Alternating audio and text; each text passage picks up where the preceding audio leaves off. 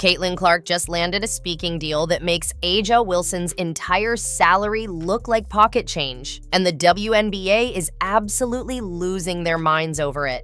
While the league's supposed MVP is scrambling to copy Clark's moves, the real star just proved she doesn't need basketball to dominate the headlines. This isn't just about money anymore. It's about power, and Clark just flipped the entire hierarchy of women's basketball on its head with one signature. The numbers are absolutely insane. Clark is pulling in $100,000 per speaking appearance, and that's just the starting rate. We're talking about making more in 90 minutes than most WNBA players see in an entire season. But here's where it gets juicy. A'ja Wilson suddenly announced she's also charging the same amount for speaking gigs, except there's one problem. Nobody's booking her. The desperation is so obvious, it's almost embarrassing. Before we dive into the drama, hit that subscribe button if you want more exclusive WNBA content that the mainstream media won't cover. Trust me, what happens next is going to blow your mind. Let's talk about what's really happening here. Clark just signed with the Long Island Association for their 2025 Spring Conference, one of the most prestigious business summits on the East Coast. We're not talking about some random corporate event. This is where Fortune 500 CEOs close billion-dollar deals over breakfast. The kind of place where your net worth needs 8 figures just to get through the door. And they didn't call A'ja Wilson. They didn't call Breanna Stewart. They called Caitlyn Clark. But that wasn't the whole story. Sources close to the situation revealed that Wilson's team desperately pitched her for the same event weeks earlier. They even offered to match Clark's rate, then undercut it by 20% when they got no response. The rejection email supposedly just said, "We're looking for someone with broader appeal." Translation?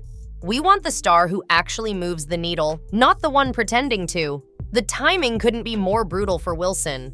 Fresh off another MVP season that nobody really cared about, she's watching a second-year player eclipse everything she's built in a decade.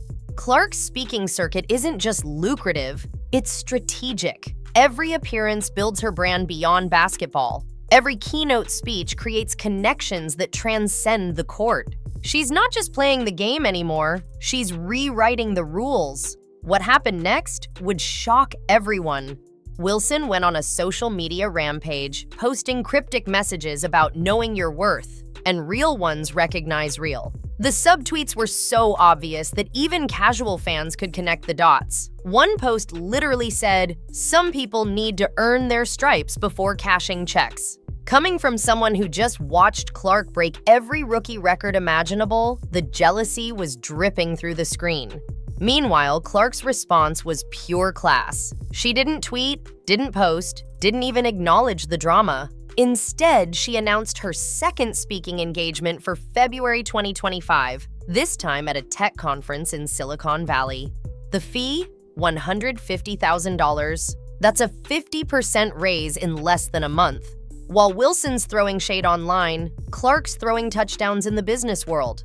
The WNBA front office is in complete panic mode right now. Commissioner Kathy Engelbert held an emergency meeting about player brand management that was really just damage control. They know what this means. When your biggest star makes more money talking about basketball than playing it, you've got a serious problem.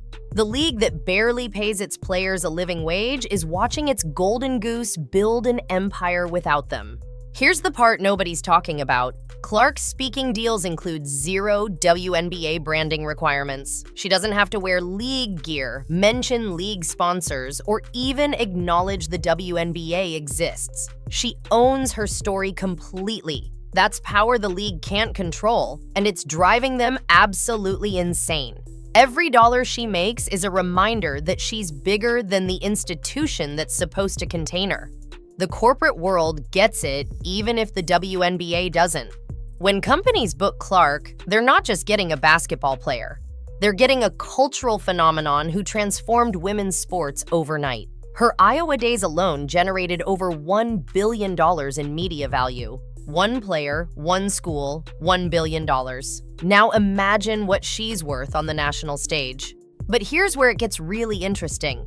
Wilson's desperate attempt to match Clark's speaking fees exposed something the league's been hiding. Most WNBA stars can't command 5 figures for appearances, let alone 6. Diana Taurasi, the supposed GOAT, charges around $25,000. Sue Bird, in her prime, topped out at $40,000. Clark's baseline is 2.5 times higher than legends who played for decades. The jealousy from other players is becoming impossible to hide. Kelsey Plum subtweeted about media darlings getting opportunities real ballers don't. Chelsea Gray posted about substance over hype. Even Breanna Stewart, usually diplomatic, made comments about earning respect through championships, not popularity contests. They're all saying the same thing without saying it. Why her and not us? The answer is simple and brutal. Clark fills arenas, they don't. Clark trends globally, they trend in WNBA Twitter bubbles. Clark makes casual sports fans care about women's basketball. They can't even make their own families watch regular season games. The market doesn't lie, and right now it's screaming that Caitlyn Clark is worth every penny. What makes this even more savage is the timing. While the WNBA Players Association is fighting for better salaries in collective bargaining, Clark just proved you don't need to wait for the league to pay you properly. Create your own value, build your own brand, and let the market decide what you're worth. She's showing every young player that there's a blueprint beyond begging the league for scraps. The speaking circuit is just the beginning, too. Industry insiders are whispering about Clark's next moves. Book deals worth 7 figures, production company partnerships, tech investments that could make her basketball money look like a rounding error. She's not just thinking about the next game, she's thinking about the next decade. And every move she makes highlights how small-time the WNBA's vision really is. Wilson's camp is scrambling to catch up, but they're playing checkers while Clark's playing 3-dimensional chess. They leaked that Wilson's exploring media opportunities and building her speaking portfolio. Translation? They're desperately copying Clark's playbook and hoping nobody notices. The problem is everyone notices, and it looks exactly as desperate as it sounds. The funniest part is watching the WNBA media try to spin this. They can't criticize Clark without looking bitter. They can't praise her without admitting she's bigger than the league. So they're stuck in this awkward middle ground, talking about growing the game together while Clark grows her bank account alone. The mental gymnastics are Olympic level, but let's talk about what this really means for the future. Clark just proved that WNBA players don't need the WNBA to succeed. That's a nuclear bomb to the league's entire power structure. If players can make more money, gain more fame, and build bigger platforms outside the league, why do they need the league at all?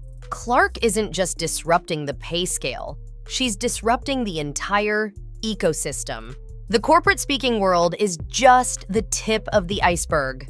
Clark's team is fielding offers from streaming platforms for documentaries. Fashion brands want her as a creative director, not just a model. Tech companies are offering equity stakes, not just endorsement deals. She's transcending sports in a way that makes Wilson's MVP trophies look like participation awards. Speaking of Wilson, her latest move is almost sad.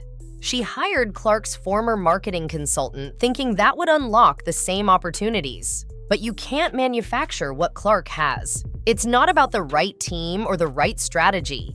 It's about being the right person at the right time with the right talent. Wilson's trying to buy what Clark was born with, and it shows.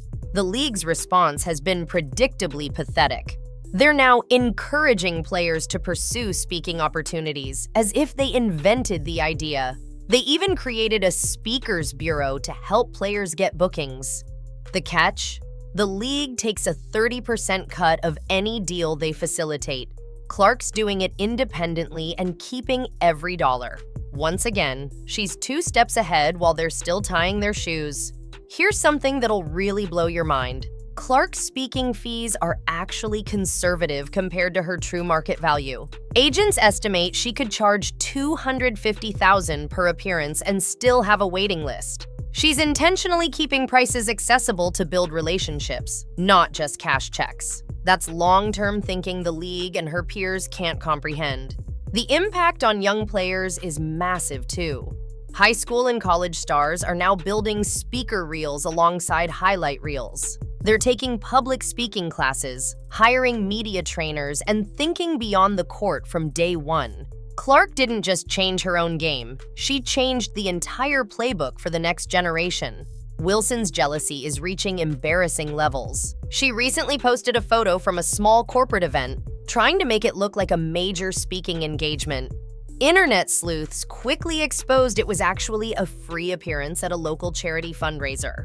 The desperation to appear equal to Clark is so transparent, it's actually hurting her brand more than helping it. But here's the ultimate irony. The more Wilson and others try to tear Clark down, the more valuable she becomes. Every piece of drama, every jealous comment, every desperate copycat move just reinforces that Clark is the one everyone's watching. She's the sun in the WNBA solar system, and everyone else is just orbiting around her gravity. The 2025 season hasn't even started yet, and Clark's already won the offseason. She's building an empire while others are building excuses. She's cashing checks while they're cashing in on jealousy. And the beautiful part? She's just getting started. Wait until you see what she does when she actually starts trying. If you think this drama is crazy, make sure to subscribe because the 2025 season is going to be absolutely explosive. The league's trying to contain Clark, but she's already broken free. Comment below if you think A'ja Wilson's jealousy is justified or just embarrassing. This is just the beginning of the Caitlyn Clark era, and the WNBA better buckle up because their biggest star just proved she doesn't need them anymore.